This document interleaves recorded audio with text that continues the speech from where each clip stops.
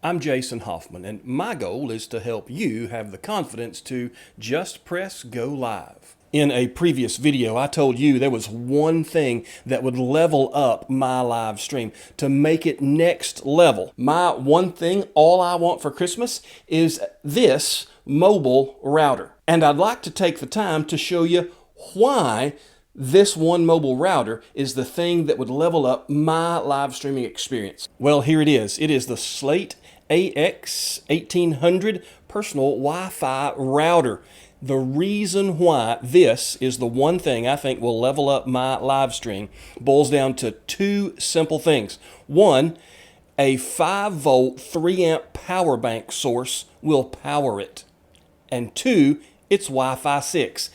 Everything else that it will do, and there's a lot, all of that's just icing. Those two things mean I can power this with my ElectJet 10,000 milliamp hour battery bank, and Wi-Fi 6 means it's going to handle all of my connections. Everything that produces local traffic in my mobile live stream will be handled by this little device. There are several versions of this same little mobile router with different specifications, of course. This particular one is the one I think will level up my live stream because of the tech specs it holds.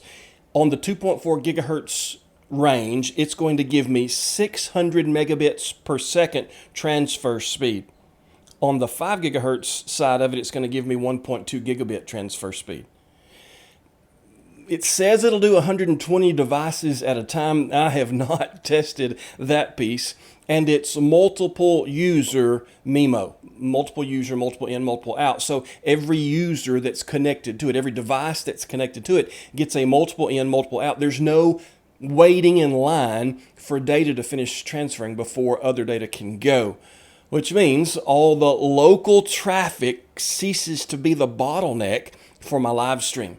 By the way, it's also built software-wise on the OpenWRT platform, so custom software is a possibility, even though I don't operate in those circles. It does have a cooling fan built in, which kicks on when the CPU gets to above 75 degrees Celsius. Now, getting internet into it, there's 3 different ways we can get internet into this device, and then how it handles that internet can be done in various.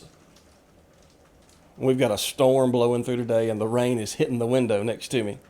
There are 3 different ways to get data into this device for streaming. And once it's in the device, there are several different ways the device will handle it. It can be a repeater.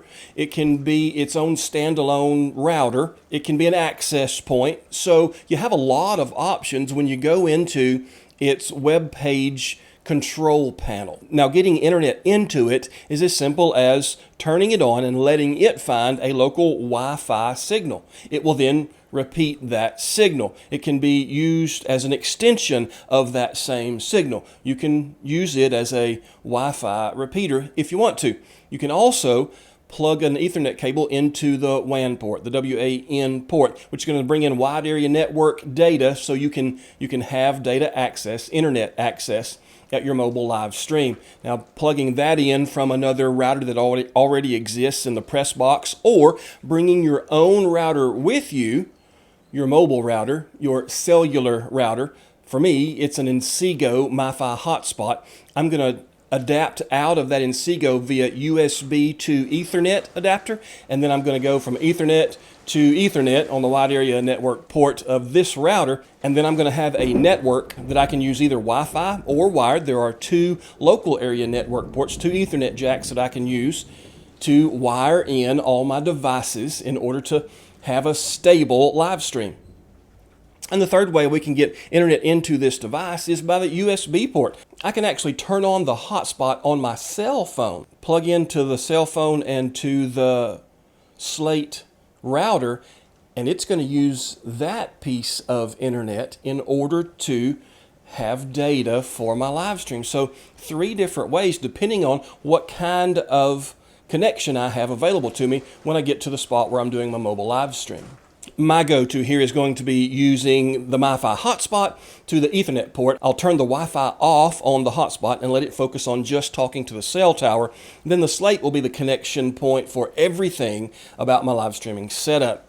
The ElectJet 10,000 milliamp hour battery that I love will power this device for about 30%, a little less than 30% per hour. So I'll get a little over 3 hours of streaming, active streaming, if I use my battery power to power this little device.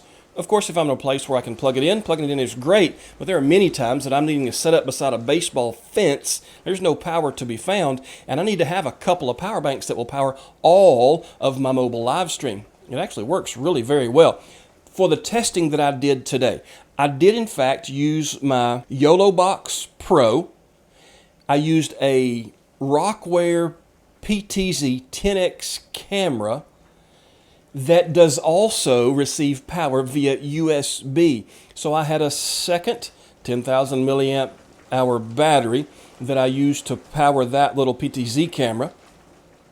I plugged it into the USB port on the Mailbox Pro, and then I just set up my stream to be wired in. My Inseego MiFi hotspot directly connected to the Slate router, and from the router directly connected to the Mailbox Pro via Ethernet cable. And then I set it up to stream and went out and got some lunch. About an hour and a half later, I came back, and it had used just over 30% of the battery on the ElectJet. It had used very little battery for the PTZ camera, and of course I was using the internal battery for the Mailbox Pro.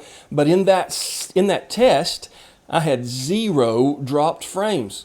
I had a consistent 3,000 kilobits per second upload, according to the data that I see on my Mailbox Pro. Now, I do bond my connections with Mailbox Pro. I did sideload Speedify on my Mailbox, and so I'm able to use its cellular connection. I have a SIM card in it, and I'm able to use the setup that I have here with the Slate router as 2 separate internet connections that are both bonded into one, and so I don't struggle for any kind of upload speed. I'm very confident in it so long as I have good service from my local service provider where in the location where I'm streaming from. My next test of this router will involve taking it to the baseball field and to the football field and testing the distances that I can get out of this from the camera back to my setup, wherever it is, press box or beside the fence, so that I can test how far I can space these cameras out and still use a Wi-Fi connection for a couple of my cameras